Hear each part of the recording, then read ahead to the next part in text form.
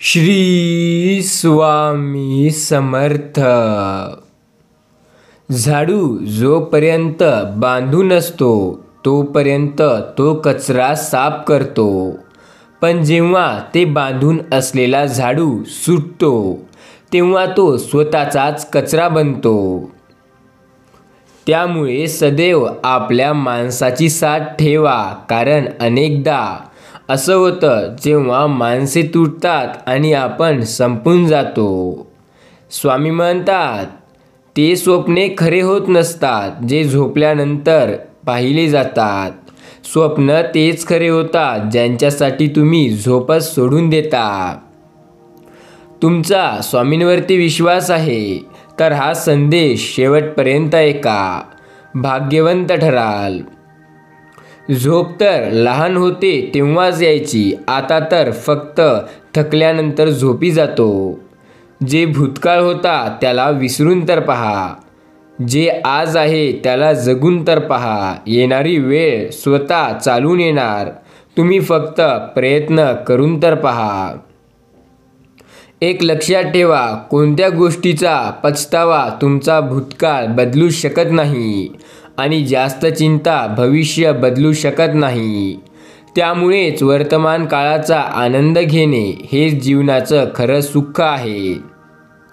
स्वामी म्हणतात, चव सोडली तर शरीराला फायदा आणि भांडणे सोडली तर नात्यांना फायदा, त्याचप्रमाणे जास्तीची चिंता सोडली तर जीवनाला फायदा। तुमचा स्वामींवरती विश्वास असेल, त्यांना मानत असाल तर आत्ताच या चॅनलला सबस्क्राईब करा। आपण आपल्या आयुष्यात प्रत्येक नात्याला वेळ दिला पाहिजे, कारण पुढील येणारे आयुष्य हे आपण आपल्या नात्यासंग जगणार आहोत। प्रयत्न करा की कोणी तुमच्यावर नाराज होणार नाही। जीवनात आपल्या लोकांची साथ नाही सुटणार। कोणीही वाहवाह केली तर नाचत बसू नका। एक लक्षात ठेवा, तारीफीच्या पुलाखाली मतलबाची नदी वाहत असते। लक्षात ठेवा, आपल्या आयुष्यात अडचणी बिना कोणत्या कारणाने येत नसतात, त्याच येणं एक संकेत असतं। कोणीही तुमचा हात धरला तर त्याला तुम्ही तुमची हालत बदलल असं नाही। एक समाधान राहतं की या जगात कोणीतरी आपलं असतं। एक लक्षात ठेवा, ज्यांची मानसिकता खराब आहे ते जर समाजावर ऐकले असते तर कृष्णांनी महाभारत होऊच दिले नसते। स्वामी म्हणतात, नाते कसेही असो त्यांना असेच निभवा की त्यांचे दोर जिंदगीभर तुटले नाही पाहिजे। जीवनातील प्रत्येक वळणावर आठवणीच्या गोष्टी पडून राहतात, ओठावर एक हसू ठेवा। तुम्ही पण दुःखी राहू नका आणि कोणाला दुःखी राहू देऊ नका। या जगातील 3 स्थळ कधीच भरत नाहीत, समुद्र, शमशान आणि मनाचा भाव। स्वामी म्हणतात, तुम्ही एक गोष्ट लक्षात ठेवा, गरीब व्यक्तीची हाय आणि दोन्ही बाजूंनी बोलणाऱ्या व्यक्तींची राय कधीही घेऊ नका। जीवनात जर तुमच्याजवळ पैसा असेल तर तुमच्या आरोग्याला कोणाला काही देणार नाही आणि गरिबी असेल तर तुमची योग्यता कोणाला दिसणार नाही। जीवनात पैसे सुद्धा तेवढेच महत्त्वाचे आहे जेवढे आपली इज्जत आणि ध्येय। आपले तेच असतात जे दुसऱ्यासाठी तुम्हाला कोणत्या दुसऱ्यासाठी नजरअंदाज करतात। ज्या प्रकारे थोडीशी आशेची किरण हे आपल्याला जगण्यास आणखीन उमेद देते, त्याचप्रमाणे देवाला घेतलेले थोडेसे नाव आपले खूप सारे दुःख नाहीसे करते। वेळ चांगली असो वा खराब असो, हे नक्की चांगली होणार यावर विश्वास ठेवा। चांगल्या वेळेत काही असे करू नका की खराब केले लोक तुमची साथ सोडतील। काही गोष्टींची कमतरता असणे हेही खूप महत्त्वाचे असते। मानव आहात तर माणुसकी जपून चला, हेही जरुरी असते। तुम्ही आनंदी असाल हे चांगली गोष्ट आहे, पण तुमच्यामुळे कोणी खूप आनंदी आहे हे सर्वात मोठी गोष्ट आहे। स्वामी म्हणतात, जर कोणी तुम्हाला दुःखी केलं तर वाईट वाटून नका घेऊ, कारण लोक त्यांचाच जास्त वाईट वाटवतात जे खूप जास्त पुढे आहे। लोक त्याच झाडावर दगड मारतात ज्यावर जास्त गोड फळे असतात। एक लक्षात ठेवा, जर मानव बिना चावीचा कोणता ताळा बनवत असेल तर देव आहे, तो नक्कीच पूर्ण करेल. कोणाला काही फरक नाही पडत की तुम्ही कोणत्या परिस्थितीत आहात, त्यामुळे तुम्हाला तुमची परिस्थिती सुधारावी लागेल. तुम्ही तुमच्या मनातला, तुम्ही तुमच्या मधुरपणातला मजबूत होण्याला वचन घ्या. या जगात कोणतीही शक्ती अडवू शकणार नाही. जेव्हा कोणत्या जीवनात तुमची जागा कोणी दुसरं घेईल तेव्हा तुमचं मागे हटणं हे खूप फायद्याचं असतं. खूप वेळा माणसाला त्याचे तेच नाती धोका देतात जे त्याला खूप विश्वास असतात.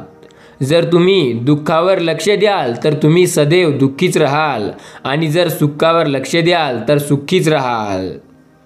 तुम्ही ज्या गोष्टीवर ध्यान द्याल तेच गोष्ट सक्रिय होते आणि तुमच्या जीवनात प्रवेश करते. हे निसर्गाचे नियम आहेत. हृदयातून जे दिलं जातं ते हातातून नाही. मनापासून जे बोललं जातं ते शब्दाने नाही. जास्त काळजी करू नका. ज्याने तुम्हाला या जगात पाठवलं आहे त्याला तुमची जास्त काळजी आहे. नात्याला वेळेला वेळ द्या, कारण जेव्हा तुम्ही वेळ द्याल तेव्हा ती नाती असतील आणि जर वेळच नाही द्याल तर ते नाती केव्हा कधी कशी तुटून जातील याचं तुम्हालाही कळणार नाही. विश्वास ठेवा, ज्या गोष्टीचा विचार तुम्ही करत होते ते आता सत्यात उतरेल. आपलं अस्तित्व काय असते हे तुम्हाला आज एका चांगल्या गोष्टीमार्फत सांगू. ही गोष्ट तुम्ही शेवटपर्यंत ऐका, कारण ही गोष्ट तुम्हाला अस्तित्व नेमकं असतं तरी काय हे कळेल. या संदेशाला पूर्णपणे शेवटपर्यंत असंच बंद न करता ऐकत राहा. तिलोत्तमाने आईच्या फोटोला फुलांचा हार घातला. बरोबर 1 वर्षापूर्वीचे तिच्या आईने या जगाला निरोप घेतला. फोटोतल्या आपल्या आईच्या हास्य चेहऱ्याकडे एकटक बघणाऱ्या तिलोत्तमाला वाटलं, आईने आपल्या जीवनात आई आणि वडिलांची दोन्हींची भूमिका एकाच वेळी पार पाडली. आपल्या दुःखाचा, एकाकीपणाचा, कुठल्याही उहापोहाचा न करता अगदी निखळ आनंदाने. मात्र या हास्या चेहऱ्यामागे अफाट दुःख असावं, इतरांना न जाणवणारी वेदना लपलेली असावी, जी कधी कुणापुढेही उघड झालेली नाही. आणि आता आईचं या दुनियेतून अस्तित्व लुप्त पावल्याने ती उघड होण्याची काडी मात्र शक्यताच उरलेली नव्हती. दुःख आणि शोक या दुनियेत कुणालाही अपरिचित नाही. दुःख असलं की शोक सोबतीला आपुसपणे मागे मागे येते. हे सगळं मानवाला जीवनात कळते. आईलाही त्या आपल्या वादळाची कशी वाटणार. आपलं दुःख तिने मरेपर्यंत आपल्या पुढ्यात तरी कधी जाणूही दिलं नाही. कधी कुणाबद्दल तक्रार, कसलीही क्रूरता नाही. आपल्या एकटेपणाचं ओझं एकटीनं पेललं, संपूर्णतया तब्बर. तिलोत्तमाला वाटलं तिने निदान आपल्याजवळ तरी स्वतःचं व्यक्त करायला हवं होतं. आपण कुणी त्रस्त व्यक्ती नव्हतो, पण स्वभाव असतो एखाद्याचा, इलाज नाही त्याला. ते काहीही असलं तरी आपल्या संगोपनात तिच्याकडून तरसूभरही कसूर झाला नाही.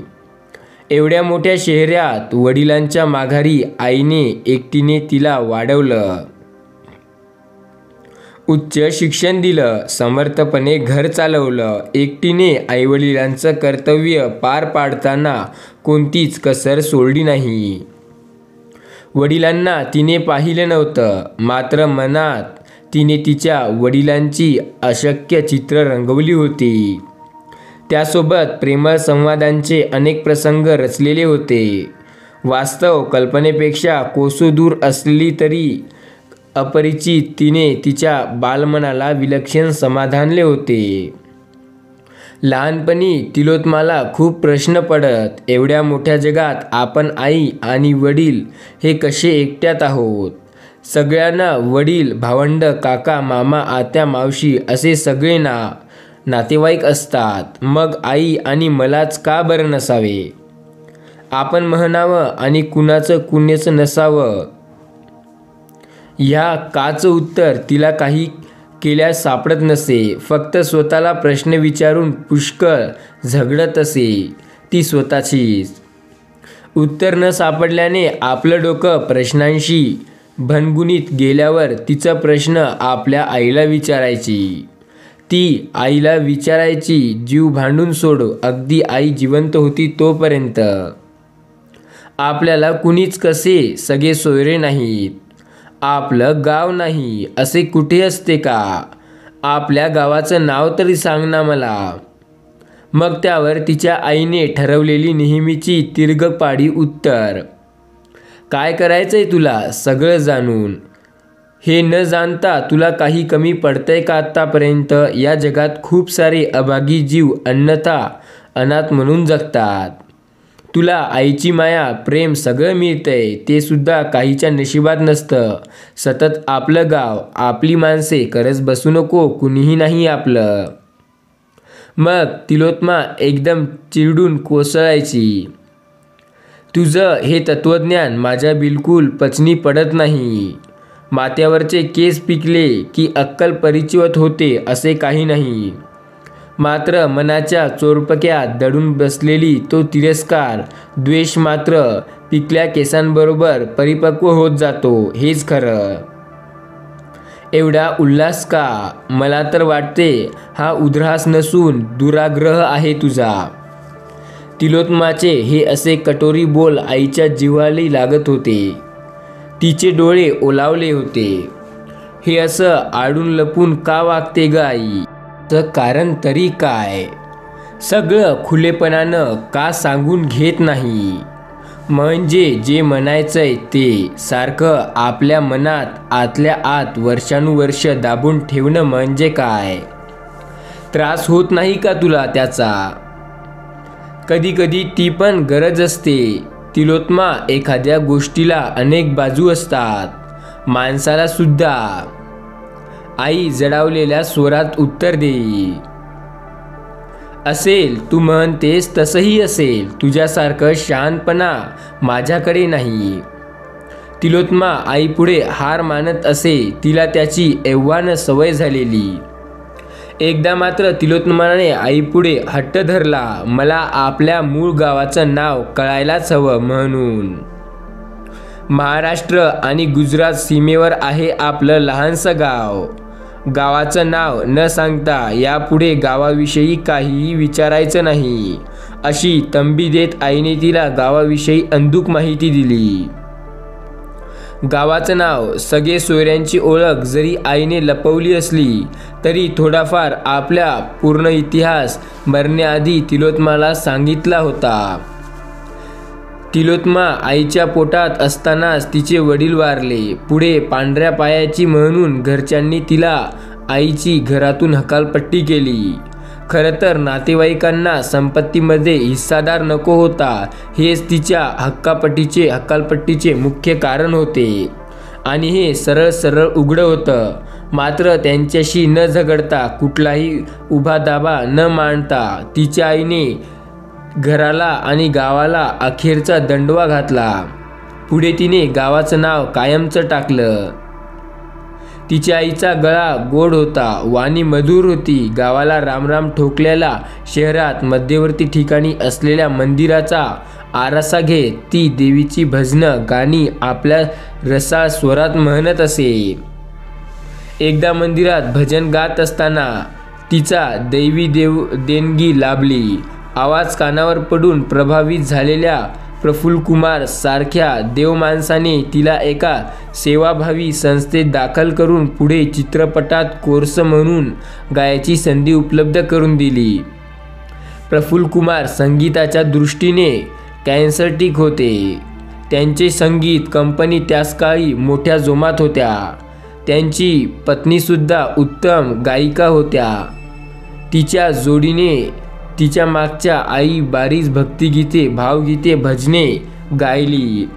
कृष्णांची भजन ती आवडीने गायची, म्हणून आवाजाच्या दुनियेत तिला राधादेवी असे म्हटले जात होते.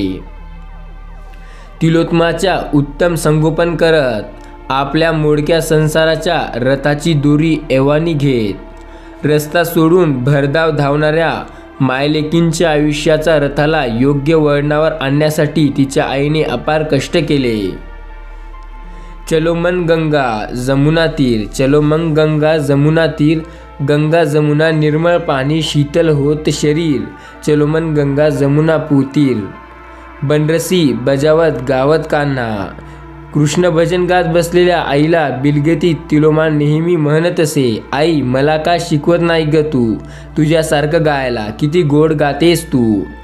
तिलोत्तमाच्या प्रश्नाचं आई अस्वस्थ होत असे. मात्र एकदा तिलोत्तमाच्या प्रश्नाने अस्वस्थ झालेली तिची आई न राहून रियाजमध्येच थांबली. तिथून उठून जात तिच्या चिडून म्हणाली, पुन्हा नाव काढायचं नाही घरात गाण्याचं. गायकीच्या शिकण्यासारख्या बऱ्याच गोष्टी आहेत या जगात, त्या शिक. आई उठून बाहेर गेली. तिच्या मागोमाग तिलोत्तमाही गेली. अस्वस्थपणे गॅलरीत काहीतरी एकाग्रतेने पाहत राहिलेली आई स्थिर तिलोत्तमा आईच्या जवळ गेली. आई चमकली पण बोलली काहीच नाही. तिलोत्तमाने आईच्या गळ्यात मिठी मारली आणि तिला जाणीव झाली आईच्या ओल्या डोळ्यांची. आई रडत होती. का एकटीच कशा करता, तिने खूप विचारलं पण आई काहीच सांगत नव्हती. त्या दिवशी लेक आपल्या आईची आई झाली. तिलोत्तमाने मायेने तिच्या हातावर थोपाटले. अचानक आईचे डोळे भरून आले. स्वर कापरा झाला. या गोड गळ्याने घास घेतला माझा, सत्यानाश झाला माझ्या उभ्या आयुष्याचा. बरंच त्या प्रसंगानंतर तिलोत्तमाने आईच्या समोर पुन्हा गाणं शिकण्याचं नाव काढलं नाही. तिच्या त्या विषयावर बोलण्याचं धाडस झालं नाही. तो विषय नकोच काढायला एवढंच तिला वाटलं. तिलोत्तमाचं खरं तर त्या प्रसंगानंतर गोंधळून गेली. तिथून पुढे तिच्या डोक्यात प्रश्नांचे काहूर माजले. का म्हणाली असेल आई असं? स्वर्गीय देणगी म्हणून तिचा आवाज नावाजला जात होता. त्याने तिचा घात केला. घात झाला म्हणजे नक्की झालं तरी काय?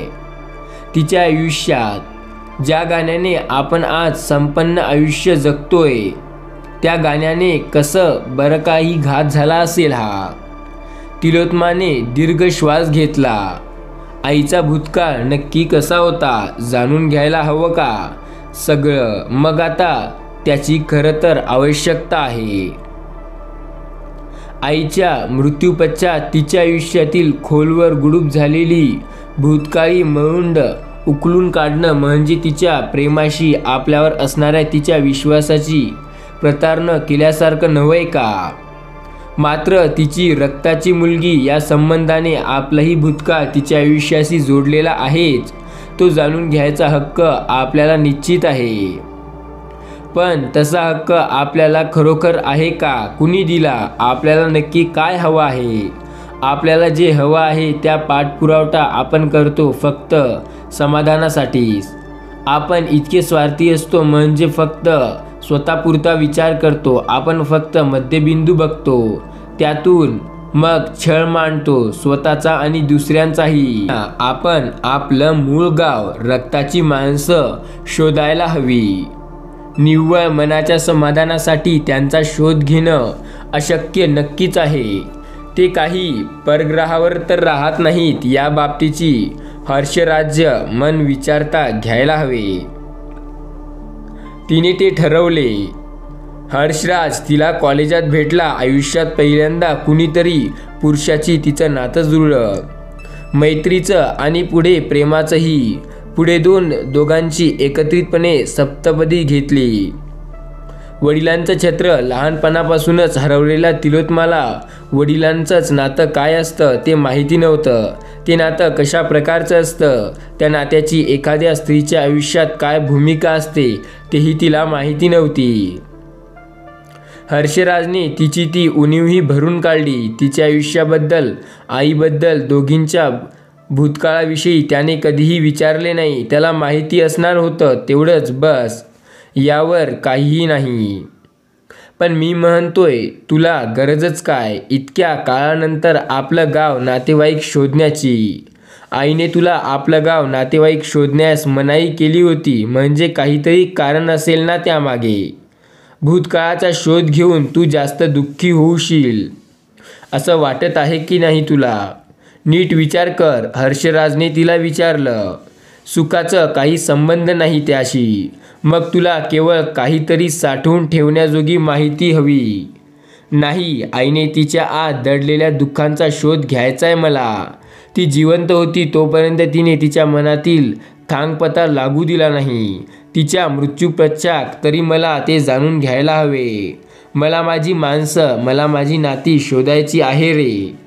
नाहीतर माझं मन कधीही शांत राहणार नाही. त्याची खरं तर आता काहीच गरज नाही. कुतूहल उत्सुकाने म्हणून तू हे करून पाहतेस.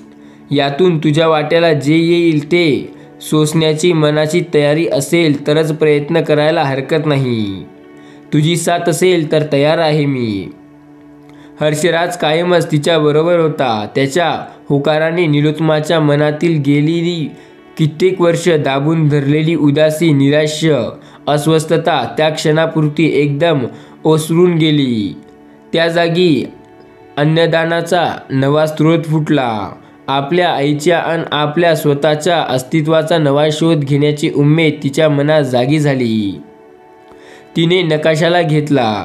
महाराष्ट्र गुजरात बॉर्डरच्या प्रत्येक जिल्ह्याच्या तरी गावाची नावे तिने डोळ्यासमोर धरली. कसं शोधणार आपलं गाव जेव्हा वाढते तेवढे सोपे नसते.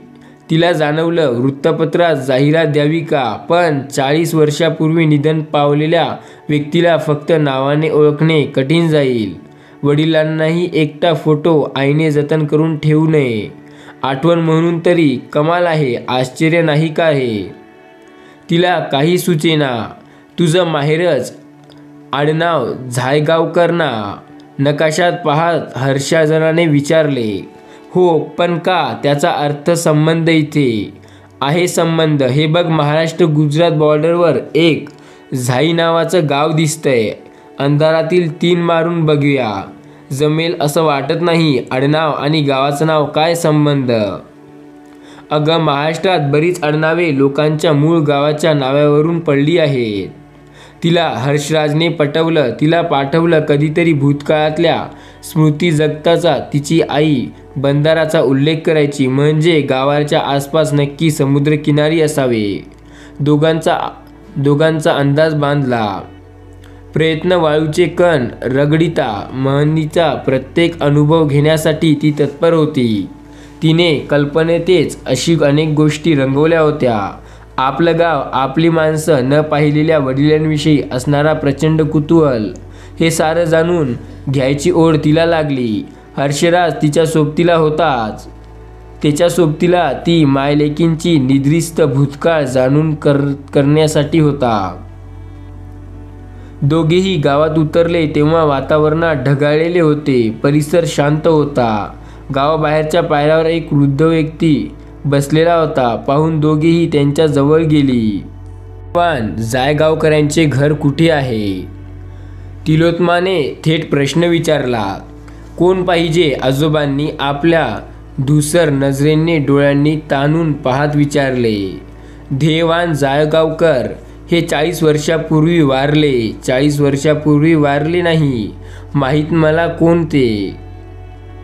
अंधारात मारलेला तीर फुकट गेल्याची जाणीव दोघांना झाली. निराश हताश पदरी घेत दोघेही परत जाण्यासाठी वळले. तेवढ्यात आजोबांनी त्यांना हाक मारून जवळ बोलावलं. पोरी, आठवलं? ध्येयराव जायगावकर नावाचा एक माणूस बाजूच्या गावात होता. मोठा श्रीमंत माणूस, पण तो मरून 5-6 वर्षेच झाली. 40 वर्ष पूर्वी मेलेला तो दुसरा कोणीतरी ध्येयगावकर होता.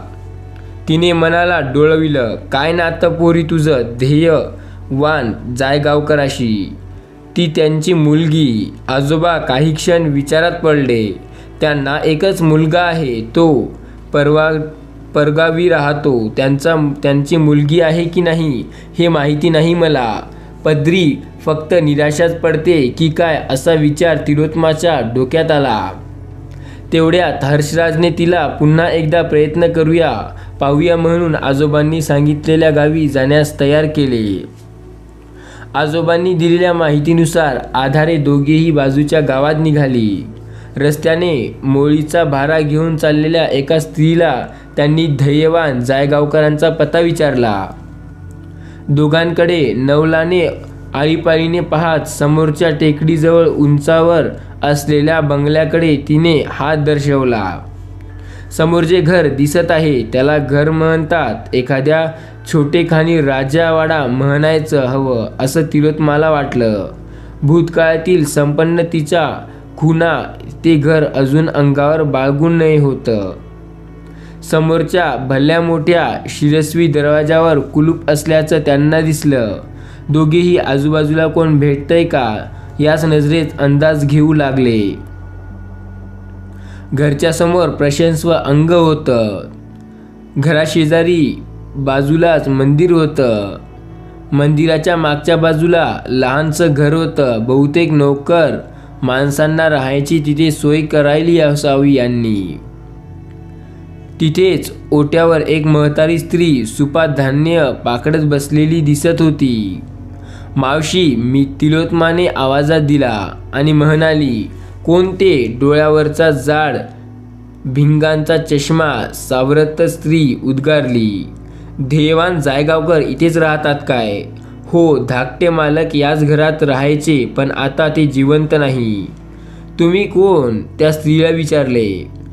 त्यांची पत्नी आणि मुलं ती कुठे असतात? हर्षराजने विचारले. मुलगा परदेशी असतात.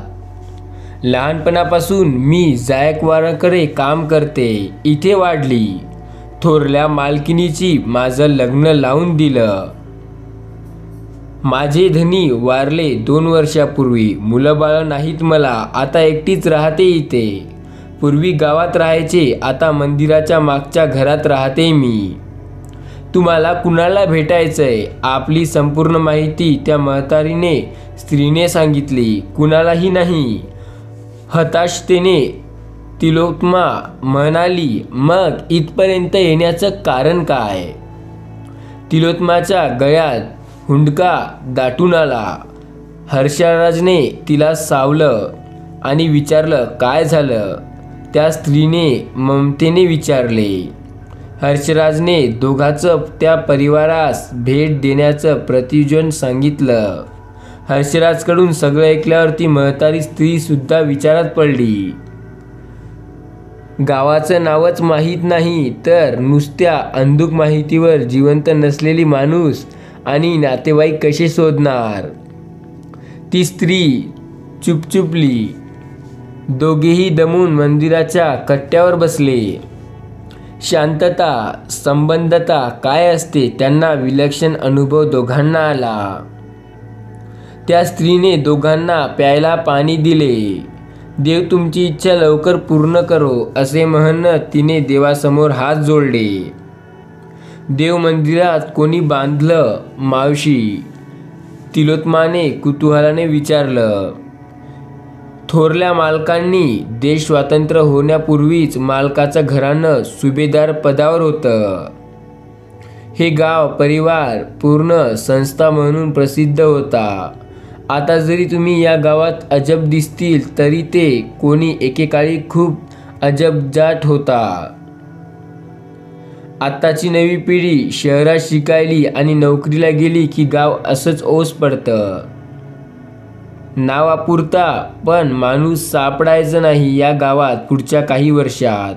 ती स्त्री गतकाळातील रमली. तिच्या पांढऱ्या होऊ पाहणाऱ्या पापांच्या गतस्मृतींच्या ओलाव्यात इतिहासांची खूण आणि जागृती जाणवली. थोरल्या मालकांच्या काळात इथे मंदिरात पूजा अर्चना, देवांची भजनं, जागरण होत. हिराबाई नावाची गायिका होती. देवीचे भजन सुरेख आवाजात गायची. इथेच थोरल्या मालकांनी तिला राहायला घर दिले. तिचा आवाज ऐकायला पंचक्रोशातून माणसं जमायची. हिराबाई तिलोत्माची उत्सुकता जागी झाली. होय, हिराबाई नाव होतं तिचं. तिच्याबद्दल बऱ्याच वदंता होत्या त्या काळी. कुणी म्हणतं हिराबाई मूळची मथुरीची, कोणी वृंदावनात राहणारी विधवा होती, तर कुणी म्हणे कानपूरच्या एका कोठ्यावर शौकिनीसाठी ती आपली गाण्याची कला सादर करायची. कुणाला खरं तर तिच्याबद्दल खरं काहीच माहिती नव्हतं. ती कोण होती, कुठली होती, काहीच पता नाही. मग ती इथे कशी आली? हर्षराजने उत्सुकतेने विचारलं. थोरल्या मालकांनी आणलं हिराबाईला इथे आपलं अंगवस्त्र म्हणून. बडोद्याला गेले असता त्यांना तिथे भेटली हिराबाई. पंचक्रोशील खळखळ माजली. सुभेदाराने नायकीला गावात आणून घरात ठेवलं म्हणून ती इथे आली आणि बंगल्यात वादळ झाले. थोरल्या मालकीनबाईंनी तिला घरात राहण्यास विरोध केला, पण सुभेदाराने मालकीनबाईचं काहीही एक ऐकलं नाही. त्यावेळी धाकटे मालक म्हणजे धैर्यवान जायकर लहान होते. तेही एकुलते एक होते. शेवटी घरात एकल नको म्हणून सुभेदारांनी हिराबाईला ते घर मंदिरापाठी बांधून दिलं. मंदिरापाठच्या घराच्या दिशेने अंगुरल दिशेत करत म्हातारी स्त्री म्हणाली. नीलोत्मा आणि हर्षराज दोघेही स्त्रींच्या गतस्मृतींच्या तिच्यासोबत रंगून गेले. हिराबाईला एक मुलगी होती. म्हातारी हळव्यात स्वरात म्हणाली. मुलगी थोरल्या मालकांपासून झालेली का? नीलोत्माने कुतूहलाने विचारले. नाही, हिराबाई जेव्हा इथे आली तेव्हा तिच्यासोबत तिची 10-12 वर्षाची मुलगी होती तिच्यासोबत. पुढे काय झालं? नाव काय होतं त्या मुलीचं? म्हातारीच्या कथेत रंगत गेलेले दोघेही एकाच वेळी उद्गारले. नाव? नीरा नाव होतं का तिचं? नीरा नीलोत्माचा स्वतःशी पुटपुटली. आईसारखाच तिचा आवाजही अतिशय गोड होता. सुंदर सोज्वल मुलगी होती. माझ्यापेक्षा लहान होती, पण आमची घट्ट जमायची. कृष्णाची भजन अतिशय सुंदर गायची. दूरशा झाली बिऱ्याच मायलेकींच्या आयुष्याची, म्हातारी हळूहळू सांगू लागली. हे ऐकून तिलोत्माचा श्वास वर खाली होऊ लागला. नीरा तर आपल्या आईचं नाव होतं. राधादेवी हे तर तिच्या गाण्याच्या दुनियेनं घेतलेलं नाव. ही स्त्री हिराबाईच्या मुलीचे जसं वर्णन करते ते आपल्या आईच्या संदर्भात तंतोतंत जुळतंय. योगायोग असेल की अजूनही काही? तिलोत्मा चमकली. आणि अजून एक साधर्म्य धैर्यवान जायगावकर, आपल्या वडिलांचे नाव. तिलोत्मा डोकं बंदीर होऊ लागलं. काय झालं मायलेकीचं पुढे? तिचा श्वास फुटला. पुढे वयात आपल्यावर नीराचा गोड आवाजावर आणि सोज्वलतेचे चेहऱ्यावर धाकटे मालक भोळले. वयच होतं तसं ते प्रेमात पडायचं. नीरा तर अतिशय गोड मुलगी होती. तिच्यावर कुणीही भाळलं नसतं तरी नवलच. प्रेम होतं त्याच एकमेकांवर, पण त्यांच्यासाठी ते प्रेम असलं तरी जगासाठी तो गुन्हा होता. एका खानदानी प्रतिष्ठावान वर्चस्ववान पुरुषाच्या प्रेमात एखाद्या नायकीच्या रखलेकाची मुलीचे पडाव लग्न करून आयुष्यभर एकत्र राहण्याचा अनाभाग घ्यावा हा गुन्हा नाही तर काय? आहुती पडली बिचाऱ्याच्या नीरजाच्या आयुष्याची. तिलोत्माला वाटलं आता आपल्याला रडू फुटेल, पण कशा करता रडायचं? कुणाची कहाणी ऐकतोय आपण? आपल्याला आईची छे काहीतरीच. मन पण उगाचीच फुटफुट विचारांनी पाखराने घडतोय. प्रेम जरी आंधळ असतं तरी जर डोळस असले तरी तो पोरी. लपून काहीच राहिलं नाही. थोरल्या मालकांनी आपल्या मालकीनबाईंना मायलेकींना जाब विचारला. बाड्या नीराने खरं उत्तर दिलं. हिराबाईला काहीच कल्पना नव्हती. तिने नीराला खळखळावलं. वास्तवाची जाणीव करून दिली, पण तोपर्यंत उशीर झाला होता. निसर्गाने आपलं दान नीराच्या पोटी घातलं. धाकट्या मालकापासून नीरेला दिवस गेले. तोंड पाहून हिराबाई थोरल्या मालकांकडे गेली. लेकीला पदरात घ्यायला विनवण्या करू लागली. मग मात्र सुभेदार खवळले. धाकट्या मालकिनींनी कच्चं खाल्लं. त्याचाही नाईलाज झाला. ते कपटी नव्हते, पण थोरल्या मालकांच्या दबावापुढे झुकले. आपण त्या प्रेमामुळे घरात इब्रतीला कळंक लागू नये म्हणून त्यांनी कानावर हात ठेवले. विश्वामित्री पवित्र घेतला. थोरल्या मालकांच्याकडून मायलेकींना गावातून निघून जाण्यास बजावले गेले. त्याच रात्री हिराबाईने मंदिराच्या पाठच्या लिंबाच्या झाडाला फास लावला आणि दुसऱ्या दिवशी नीरा गावातून बेपत्ता झाली. पुढे तीच काय झालं हे कुणालाही माहीत नाही. थोरल्या मालकांनी नंतर आपल्या लेकराला दूरदेशी पाठवलं. पुढे त्यांचं लग्न झालं आणि एक मुलगा झाला. ते संसारात रमले. पण बिऱ्याचं हिराबाई आणि नीराच्या आयुष्यातील राखरांगोळी झाली. म्हातारीने डोळ्यात पदर लावला. थरथरत्या हाताने तिलमोतल्या आपल्या पर्समधून फोटो काढला. आपल्या आईचा तरुणपणीचा. मावशी, हिला तुम्ही ओळखता? तिला स्वर कापरा झालेला. म्हातारी फोटो नीट न्याहाळली. ती चकित झाली. ही तर नीरा. हो, नीराच, ती हिराबाईची लेक. तोच चेहरा, तेच हसू. पण तू कशी ओळखतेस हिला? मुलगी आहे मावशी. ध्येयवान जायकरराव माझे वडील आहेत. तिलोत्मा जोरजोरात रडू लागली. रडणाऱ्या तिलोत्माला हर्षराजने जवळ घेतले. मोठ्या मायेने तिचे डोळे तो पुसू लागला. म्हातारी तिच्याकडे निरखून पाहत राहिली. जणू नीरेलाच पाहत असे म्हणाली, नीरेची मुलगी, माझ्या नीरेची मुलगी. तिथे हात घेत कुरळू लागली. तिलोत्मा बंगल्याच्या उघड्या ओट्यावर आली. ओट्यावरच्या भिंतीवर सुभेदार घरातील दिवंगत पुरुषांचे फोटो ओळीने लावलेले होते. ती ध्येयवान जायकरांच्या फोटोसमोर उभी राहिली. ध्येयवान जायकरराव आपले वडील आहेत असं कसं म्हणू शकतो आपण? फक्त ते आपले जैविक पिता आहेत म्हणून. पण त्यांनी तर आपलं अस्तित्वच नाकारलं होतं. मग आपण त्यांची अंशोह संतती आहोत. हो, हेच सत्य आहे, कडू सत्य आहे. ते नाकारण्यात येणार नाही.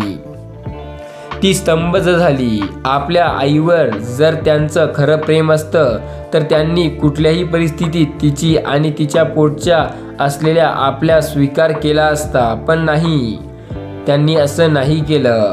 का केलं नाही? प्रतिष्ठेसाठी, भीतीपोटी, की मग आईवरचं त्यांचं प्रेम सुद्धा एक नाटक होतं? की होती फक्त वासना, क्षणाभराच आकर्षण? तसं असेल तर मग आईचंही चुकलं. ती सुद्धा तरुणाच्या वासनेच्या प्रवाहात वाहत गेली. खोटं बोलली ती आपल्याशी. तिने आपल्याला खरं कधी सांगलं नाही. पण तिला तरी कसा दोष द्यायचा?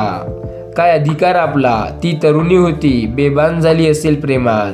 अजनावत एखाद्या क्षणी पाऊल वाकडं पडलं असेल. मात्र तिच्या प्रेमात सच्चेपणा होता. तिने पोटातल्या बाळाचं अस्तित्व नाकारलं नाही. आपल्या प्रेमाचं प्रतीक म्हणून तिने आपल्याला जन्म दिला असे म्हणू शकेल. कदाचित असेही पुढच्या आयुष्यात संयमाने, स्वाभिमानाने जगली ती आपल्याला गाण्याच्या म्हणून आपल्याला आतापर्यंत एवढं मोठं केलं. आई, आज तू हे पाहायला जिवंत नाहीये. हे एका अर्थी चांगलंच म्हणावं असं वाटतं मला. तुझ्या दुःखाचा, वेदनांचा मी हे शोध घेतलेला कदाचित तुला आवडला नसता. त्याने तुझं दुःख शतपटीने वाढलं असतं. माफ कर मला. अज्ञानात सुख असतं हे खरं. किती अपेक्षा होत्या आपल्या भूतकाळाकडून. आपल्या आईचं अज्ञान दुःखी जाणून घेत आपल्या माणसाला आपल्या नाताशी नवं नातं जोडायचं होतं. काय मिळालं आपल्याला? भूतकाळाचा हा चित्रपट आपल्या समोर उघडा झाला.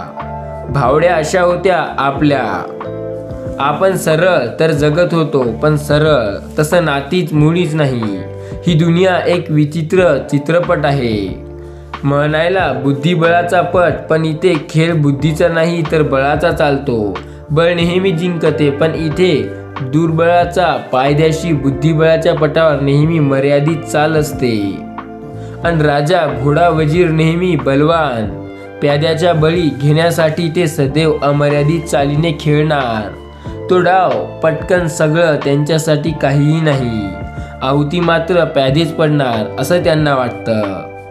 आपण आपली आई, तिची आई एक क्षुल्लक प्यादी आणि हे ससुभेदार हा समाज, हे राजा, हे वीर, हे वजीर, हे हत्ती आणि हे नेहमी जिंकणार. नीलोत्माला संतापली, बेभान झाली. अंगातला दगड उचलून घेतला. आईवडिलांचे ध्येयवान जावकरांचा फोटो समोर आली. ध्येय फक्त तुमच्या नावातच आहे, ध्येयवान जायगावकर. प्रत्येक क्षणात तुम्ही घाबरट पळफुटे आहात. तिने मन आखरं करून त्याच्या फोटोवर मारण्याची दगड मारला. मात्र क्षणातच तिच्याही नकळत खाली आला. तिच्या आईचे बोल आठवले. एखाद्या गोष्टीला अनेक बाजू असतात. नीलोत्मा माणसालाही ते समजून घ्यावा लागतात. ती खाली बसली. उद्दिष्ट सुन्न मनस्ते तिला भानावून आले. माणसांनी, समाजाने जरी नाकारलं तरी निसर्गाने ते नाकारलेले नाही. कुणी आपल्याला नाकारलं म्हणजे आपल्यात काही कमीपणा आहे असे कधीही मानू नये. आपल्यात उणिवा शोधत बसू नये. तिला हळूवार स्पर्श करत हर्षराज म्हणाला. ती संस्थफूत लागली. तू मला कबूल केलं होतंस की भूतकाळाचा शोध घेताना जे समोर येईल त्याला सामोरे जाईल. आठवते ना? होय, तुझी साथ असेल तर नक्कीच. डोळे कोरडे करत तिला तो म्हणाला. मी कायमच तुझ्या सोबत आहे तिलोत्मा. तिला जवळ घेऊन तो म्हणाला. ती हसली. मनोकामना पूर्ण झाली म्हणी. बाहेर वातावरण ढगाळे होते. पावसाची चाहूल लागली. नीलोत्मा बंगल्याच्या ओंड्यावरून बाहेर अंगणात आली. पावसाचे थेंब तिच्या अंगावर पडले. पाण्यामधला गंध भोवताली बिघून आला. क्षणभर, अगदी क्षण दोन क्षण तिला भास झाला आपल्या आईचा, ती उभी असल्याचा, तिला सोबतीचा. स्वामी म्हणतात ही कथा खरंच अस्तित्वाची आहे. अस्तित्व काय असतं, कसं असतं हे या कथेमधून तुम्हाला जाणून घ्यायला मिळाले असेल. आजचा हा संदेश तुम्ही शेवटपर्यंत नक्की ऐकला असेल तर तुम्हाला मोठा अनुभव येणार आहे. विश्वास ठेवा, स्वामी सदैव तुमच्या पाठीशी होते. स्वामी सदैव तुमच्या पाठीशीच आहेत आणि सदैव तुमच्या सोबती असणार आहेत. तुम्हाला ज्या गोष्टीचा विश्वास आहे ते नक्की आता पूर्ण होतील. एक टनभर क्लेश दूर करण्यासाठी फक्त ओज ध्येय लागते. स्वामी म्हणतात माणसाच्या आयुष्यात जर आपल्याला काही करायचे असेल तर ते करा जे तुम्हाला आवडते. माझी सर्व कामे ईश्वरासाठी आहेत असे जर मी समजले तर प्रत्येक अवघड ते मला शक्य होईल. अशक्य ही शक्य करतील स्वामी. या जगात अवघड गोष्ट कोणतीच नाही. या जगात अवघड म्हणून काहीही नाही. या जगात सर्व काही शक्य आहे. फक्त विश्वासाने ते करावं लागतं. जर तुमचा स्वतःवर पूर्ण विश्वास असेल तर तुम्ही अशक्यही शक्य करू शकता. स्वामी म्हणतात मी सदैव तुमच्या सोबत आहे. तुमच्या प्रत्येक गोष्टीवर मी माझे उत्तर नक्की देत राहील. फक्त तुम्ही माझ्यावरती विश्वास ठेवा. तुमचा हाच विश्वास तुम्हाला माझा मोठा अनुभव आणून देईल. तुमचा विश्वास जर ठाम असेल तर तुम्ही काहीही करू शकता. तो आत्मविश्वास कधीही गमावू नका. आयुष्यात फार गोष्टी येतात ज्या आपल्याला पटत नाहीत. फार गोष्टी येतात ज्या मनाविरुद्ध होतात आणि ते नक्कीच होणार. कारण आयुष्य हे असंच जगायचं असतं. ज्या गोष्टी आवडल्या नाही त्याला सोडायचं असतं आणि ज्या आवडल्या त्याला पकडून पुढे सतत चालायचं असतं. तुम्ही ज्याचा विचारही करत नाही ते आता सत्यात येणार आहे. फक्त विश्वास ठेवा. आता तुम्हाला लवकर त्याची प्रचिती येईल. गोष्टी तुमच्यासाठी अशक्य होत्या त्याही आता मी शक्य करेन. विश्वास ठेवा. मी तुमच्या पाठीशी आहो. तुम्हाला कधीच हरू देणार नाही. कोणत्याही संकटात एकटं सोडणार नाही. तुम्ही आज हा संदेश पूर्ण ऐकला आहे. तुम्हाला याचा अनुभव नक्की जाणवायला मिळेल. जेथे प्रेम नाही तेथे शांतता शक्य नाही. जेथे पवित्रता नाही तेथे प्रेम शक्य नाही. जिथे नाती व सद्गुण यांचा एकच मिलन होतो त्या जागी आपले सद्गुण सोडू नये. लक्षात ठेवा तुम्ही जिथे कुठे जाल तिथे तुम्हाला अनुभव नक्की मिळेल आणि अनुभवावरच अख्खं जग कायम आहे. अनुभव ही एक अशी गोष्ट आहे जी आपल्याला आयुष्यात कुठल्यापासून कुठल्या स्तरापर्यंत घेऊन जाऊ शकते याचा आपणही विचार केला नाही. जर सत्यता आणि प्रामाणिकपणा माझ्यात सहज येतील तर प्रेमही देवाकडून सहज मिळेल.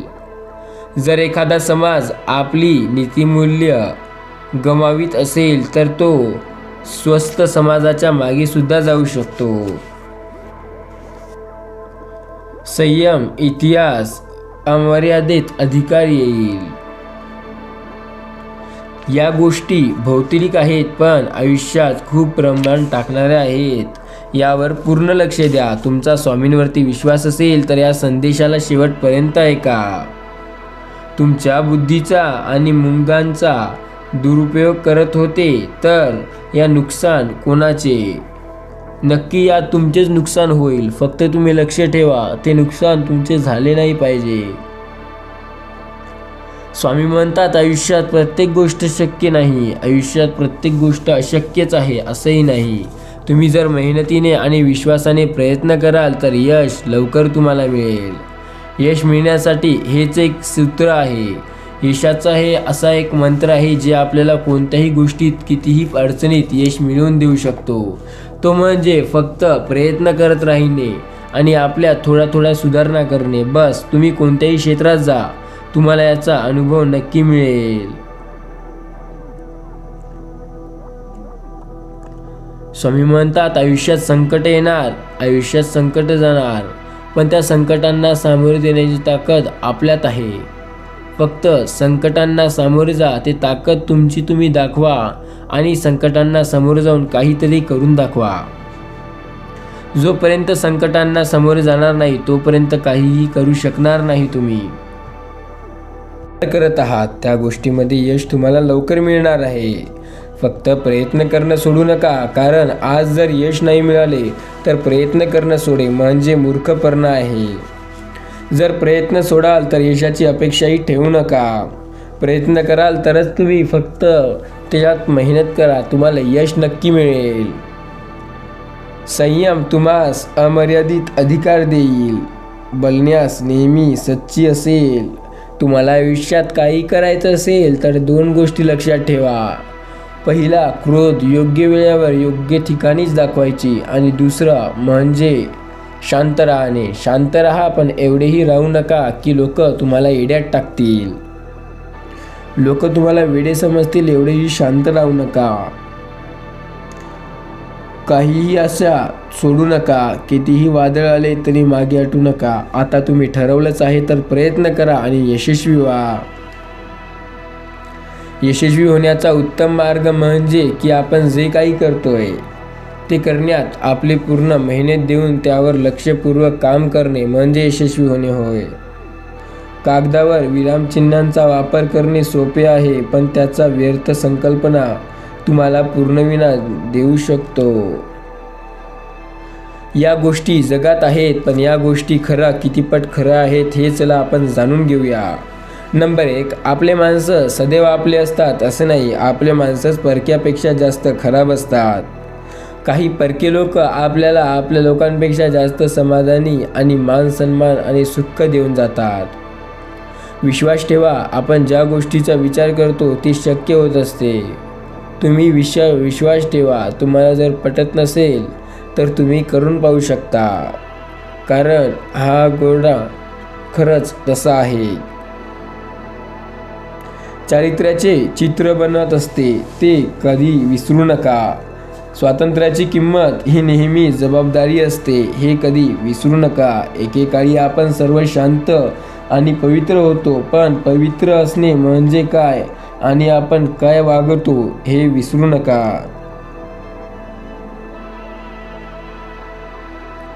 आयुष्यात फार संकटे आहेत. काही संकटे तुम्हाला मागे वळतील. काही तुम्हाला खूप जास्त समस्या आणि अडचणींचा सामना करावे लागतील.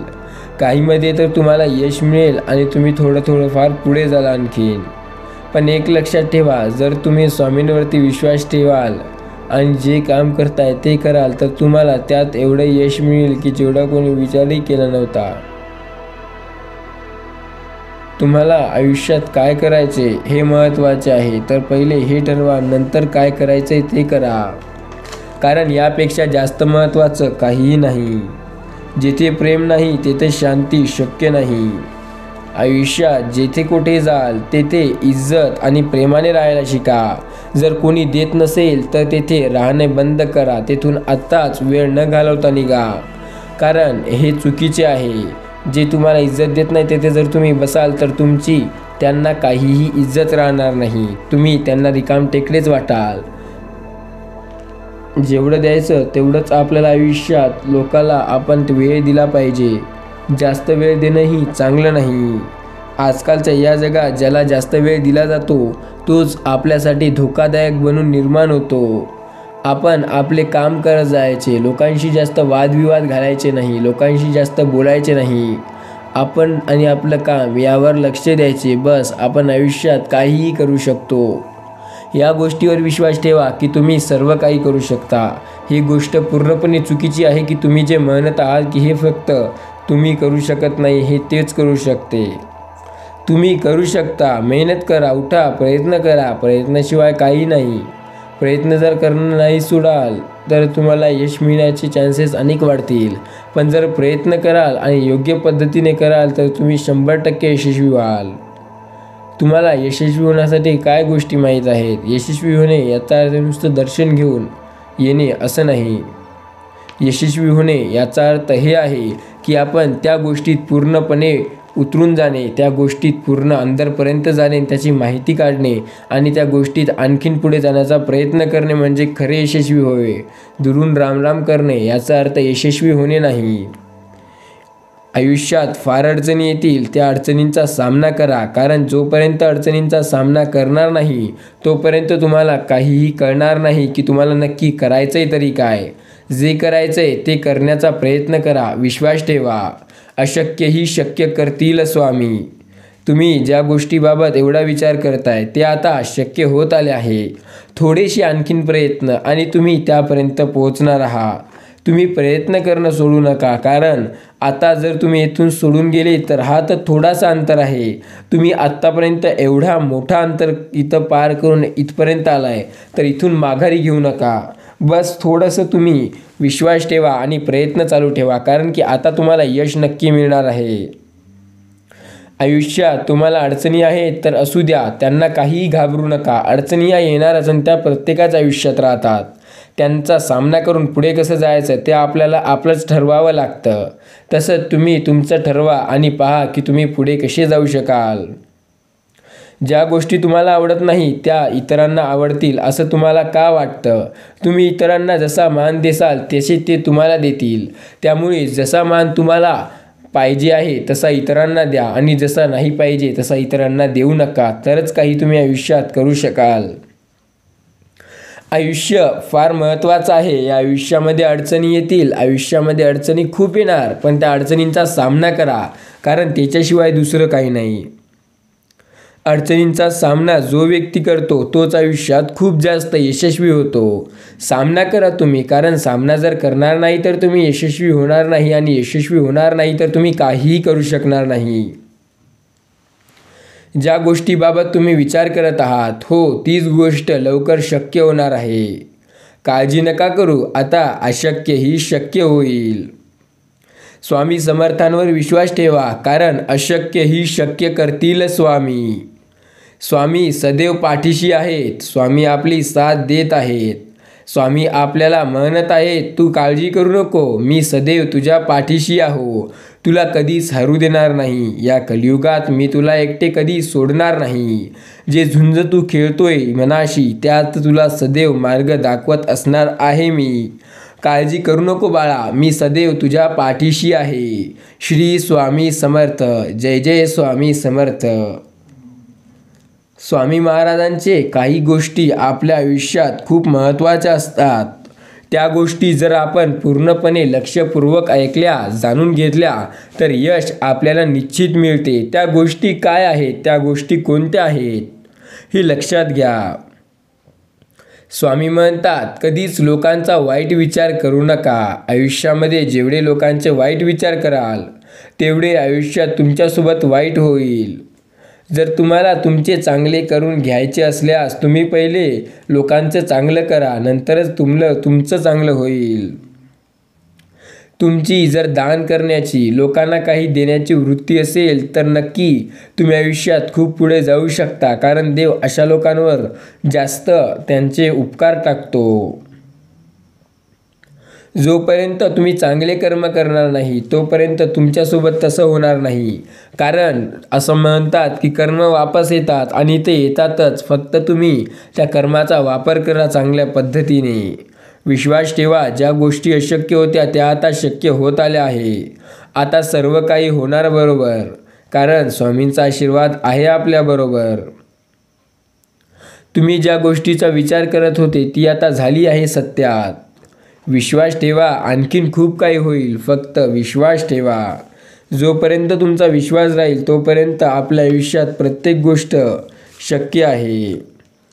आपल्या स्वतःच्या यशाविषयी जितके तुम्ही उत्सुक असता तितके उत्सुक दुसऱ्यांच्या यशासुद्धा व्हा, तरच तुम्ही काहीतरी करू शकाल.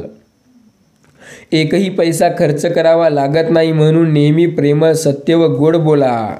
तुम्ही एकटे असाल तर तुम्ही महत्त्व नाही, पण जर का तुम्ही चांगल्या मित्रांसोबत किंवा एका मित्रमंडळात, नाहीतर आपल्या परिवारासोबत असाल, कुटुंबासोबत असाल, तर तुम्हाला खूप जास्त महत्त्व दिलं जाईल. प्रेमाने बोललेला एक एक शब्द कित्येक तरी दुःखावर एक मलमचा काम करतो. दुःखांवरचा मलम हा प्रेमाचे शब्द असतात. प्रेमाचे शब्द तुम्ही बोला. प्रेमाने जर काम कराल तर नक्की यशस्वी व्हाल. हे वेडे, फार वेडे जग आहे, पण देवाच्या प्रेमात वेडे होणे हे शहाणपणाचे काम आहे. जर तुम्ही देवाच्या प्रेमात पडाल तर देव तुम्हाला कधीच आयुष्यात हरू देणार नाही. इतरांवर प्रेम व दया करणे हे सुद्धा दानाचे एक रूप आहे. आपण सर्व आपणास मानव जीविकाचे घटक समजतो. हो, आपल्यात मनात खूप अडचणी आहेत. त्या अडचणींचा सामना करा, तुम्हाला यश मिळेल. ज्या गोष्टीचा विचार करताय त्या आता शक्य होतील. एखाद्याला त्याची कातडीच्या वर्णामुळे जर कोणी टाळेल तर ते अंगात घातलेल्या कपड्यांमुळे एका माणसाचा तिरस्कार करण्यासारखे आहे. आपला चेहरा, आपला रंग, आपला रूप हे सर्व हे आपले कपडे आहेत. यावरून आपली ओळख तर मुळीच होत नसते. कोण चांगले दिसते आणि कोण खराब दिसते याचा विचार करू नका. तुम्ही कसे दिसता हे महत्त्वाचे नाही, तुम्ही कसे आहात, कोण आहात, तुम्ही काय काय करू शकता हे जास्त महत्त्वाचे आहे. आणि आयुष्यात तेच लक्षात ठेवा, ज्या गोष्टीचा विचार तुम्ही करताय त्यात तुम्हाला यश मिळणार आहे. स्वामी सदैव तुम्हाला मार्ग दाखवत राहणार आहेत. स्वामींची इच्छा आहे की तुम्ही या संदेशाला लाईक करावं. त्यांची इच्छा पूर्ण करायची असल्यास जरूर या संदेशाला लाईक करा. स्वामी म्हणतात, मी तुमच्या सोबत आहो, मी तुम्हाला कधीही हरू देणार नाही. फक्त हा संदेश शेवटपर्यंत ऐकला असेल तर तुम्ही 2024 असे टाईप करा. 2024 असे टाईप करा, जेणेकरून आम्हालाही कळेल की हा संदेश तुम्ही शेवटपर्यंत ऐकला आहे. नक्कीच विश्वासाने श्री स्वामी समर्थ आणि 2024 हा अंक टाईप करा. हा चमत्कारी अंक तुमच्या आयुष्यात मोठे अनुभव, सुख, समृद्धींचे दिवस घेऊन येईल. तुम्हाला कदाचित वाटत असेल की आपण हे काय करतोय, पण तुम्हाला हे टाकल्यानंतरच कळेल. जर तुम्ही स्वामींवरती श्रद्धा ठेवत असाल तर त्यांचे नाव आणि 2024 हा अंक टाईप करा. लवकरच येत्या 48 तासात आनंदाची बातमी तुमच्या घरी येईल. तुम्ही ज्या गोष्टीचा विचार केला होता ते आता शक्यात येणार आहे. अशक्यही शक्य करतील स्वामी. फक्त स्वामींचे नामस्मरण घ्या. जेवढे होईल, जेवढे तुम्हाला जमेल तेवढे करा, पण स्वामींचे नामस्मरण करा, कारण त्या व्यतिरिक्त दुसरं काहीही चांगलं नाही. हेच एक अशी गोष्ट आहे जी आयुष्यात आपल्याला सर्व काही मिळवून देऊ शकते. स्वामींचे नामस्मरण केल्याने प्रत्येक गोष्ट शक्य होत असते. तुम्ही या संदेशाला शेवटपर्यंत ऐकलं असल्यास फक्त कमेंटमध्ये होय असं टाईप करा. आणि स्वामींच्या नामांचा जप करा, त्यांचे नाव घ्या. स्वामी समर्थांचे सर्व काही ऐका. स्वामी सदैव तुमच्या पाठीशी आहेत. तर म्हणा एकदा प्रेमाने, श्री स्वामी समर्थ.